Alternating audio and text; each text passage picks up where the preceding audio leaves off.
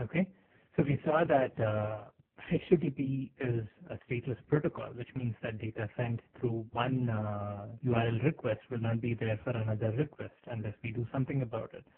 So a request object is not good enough when it comes to persisting data across URL accesses. So in order to make our servlet remember our data, what we need to do is we need to use a different object. And the use case for this is, of course, login screens, shopping carts, any other use case where you would want to have a memory of the data that's been submitted by the user already. So in order to have that kind of a feature, we use HTTP session.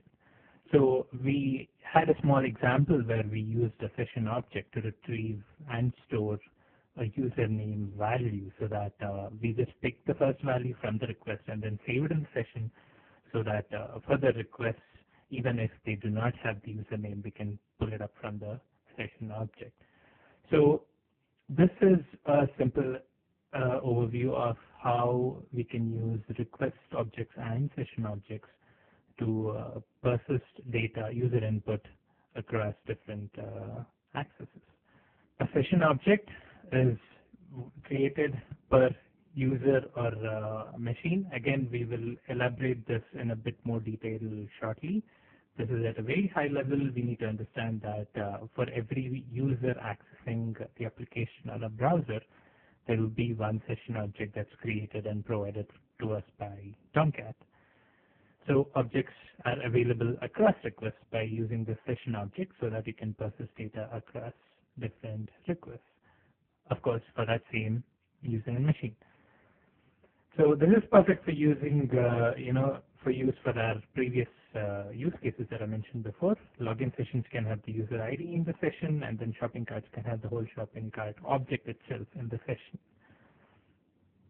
And we can pull up the session object by using the request object. So you just have to do a request start, get session, and then you get an object.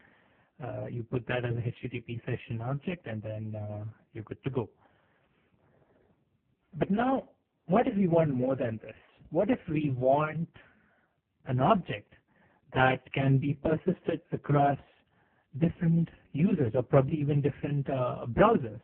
Let me show you how that works. Say I have this servlet that I created earlier. Now I have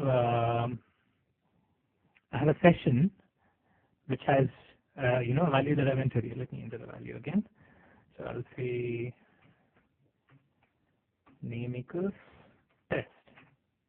Okay, so now I have a session, and the name value of the session. I'll just show this here. See, we have a saved username property, and then inside that, mapped to this particular string, we have this username string.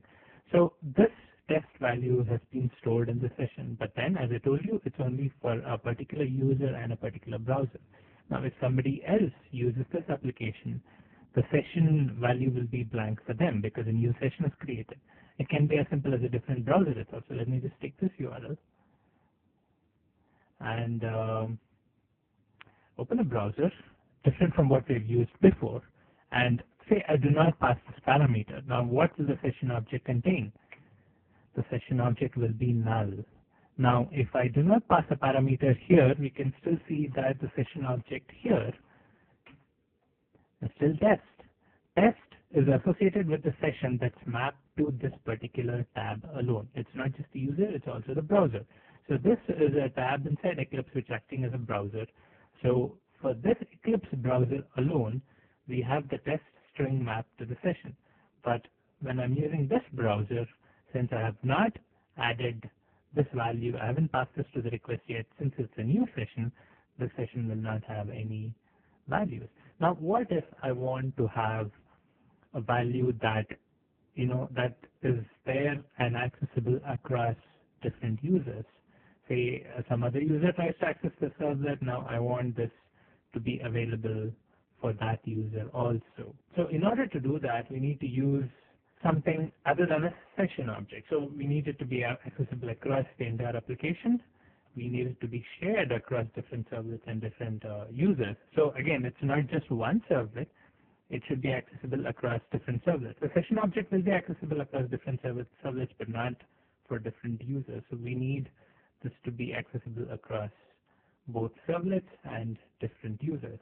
A use case for this would be some initialization code that you would want to put. So let's say I have a database application, and I do not want to open a database connection for every access. I want to use, I want to have a database connection open and available across servlets and across users, and that database connection is used by all servlets to connect to the database.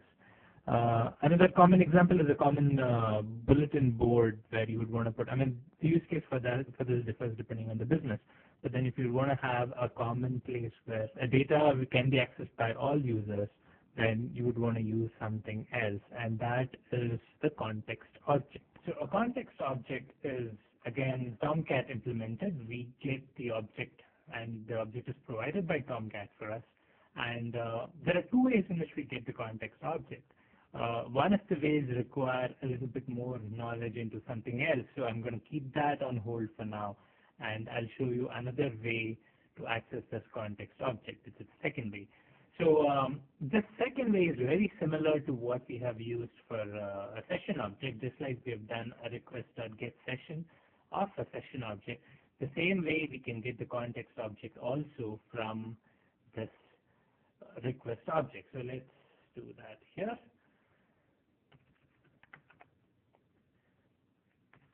Request.getServletContext.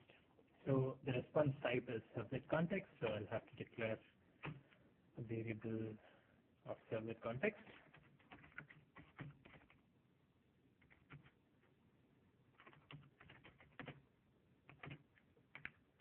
Okay, I have to import servlet context here. So adding values to the context is again similar to adding values to the session. So I will have the same logic flow here. If the username is not blank, then along with adding it to the session, I'll add it to the context also. Even context has a setAttribute method. So I will use the same set here. So I will have a saved username attribute in the context as well, and I will save this username string inside the context as well, under the same saved username attribute. So let me print this out as well. So I'll say writer.print. Let me just copy this.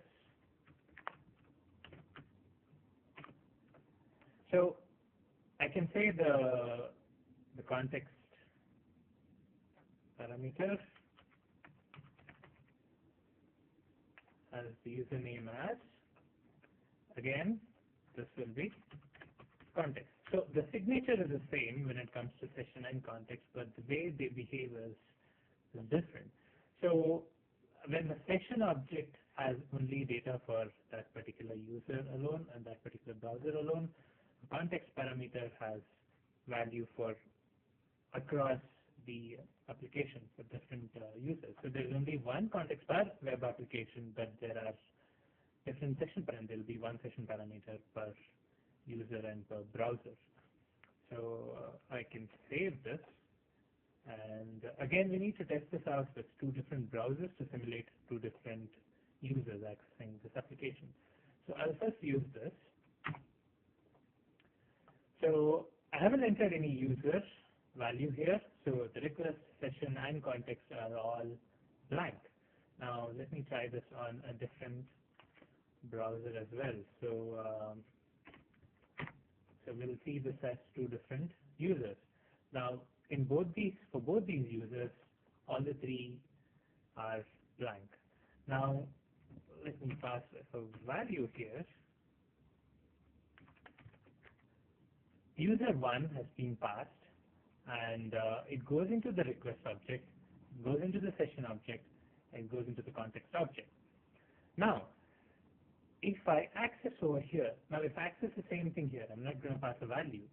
So a request object is obviously null.